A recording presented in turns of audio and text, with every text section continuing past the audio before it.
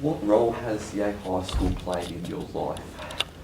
Oh, well, it helped me get where I am now with my career. Hargreaves Aviation, which is pretty self-explanatory, and ever since I was, Yale Primary. I've done Yale Preschool right through Yale Primary, Yale High, probably, I can't remember the age. The agricultural plane used to land across from my place out at Limestone where I lived, and just sort of fell in love with it. And he took me up for a ride one day, and that was just a hell of a buzz. You know, I was only this big sort of thing, and I remember it to a T. Sort of went up the paddock sort of thing. When I was in the plane, we just taxied up the runway and then turned around. I just thought, I'm just going to sit in the plane while he's on the ground. And then he says, yeah, we'll see where your mum and dad are or something. And anyway, the plane got faster and faster, and then up goes my stomach, and yeah, and we were flying. And so, yeah, if you ever know what the flying bug's like, when you get the flying bug, you've got the flying bug. So that's all I wanted to do. Once I got to high school, I gave away footy after under 15s, and then just worked on school holidays, made the money, and then I think at the age of 16, Mum took me down to Lilydale Flying School, and at 16 you can go solo at 16, so I was taking a couple of mates down then from Yale High, and we were flying around, which was a bit weird to them because you couldn't drive a car at 16, but I can fly them around the plane. And then I just kept pursuing that, then got a job with an aviation company loading just the aircraft, which I wanted to do. He said just finish year 12, so I knuckled down, finished VCE. Left school, kept working, kept doing my licensing, which was getting pretty hard full on then because I was commercial then, means you want to do it for a living.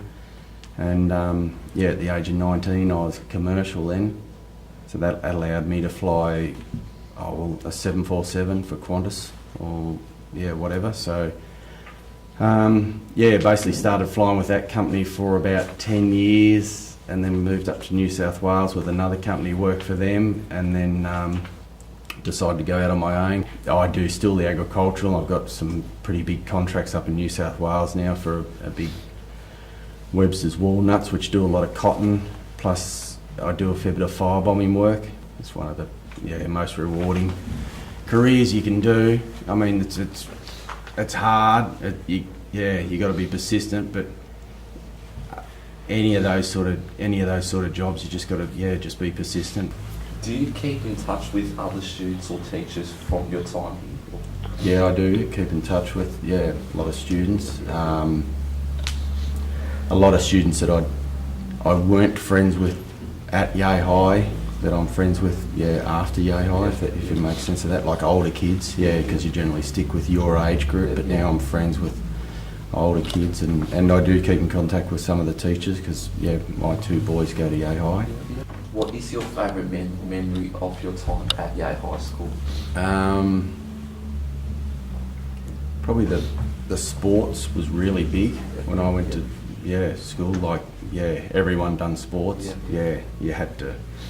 You couldn't get out of swimming or athletics. Those sports. So sports were really good and they were really big. And then year 12, the teachers let us set up, a mate and I, a radio station at the school. So we had a radio station over lunchtime. So you'd be outside having your lunch or whatever, and then mate and I would just go over the PA system and play a bit of music, and then we'd interview other students and all that, and just have it as like a radio station. So that was quite funny. What was the school like when you were here? It was pretty strict. It was almost like almost sort of like a girls' boys' school sort of thing. You weren't. We did mix, but it was. The headmaster was pretty strict on that sort of thing. Who was the headmaster's dad? Was Bruce Kendrick. And I'm still pretty daunted when I run into Bruce. He just had that thing about him, sort of thing. He just sort of look at you, and that's all he had to do. What would you like to see at the future of the school? It's hard because it's a smaller school, a few more subjects.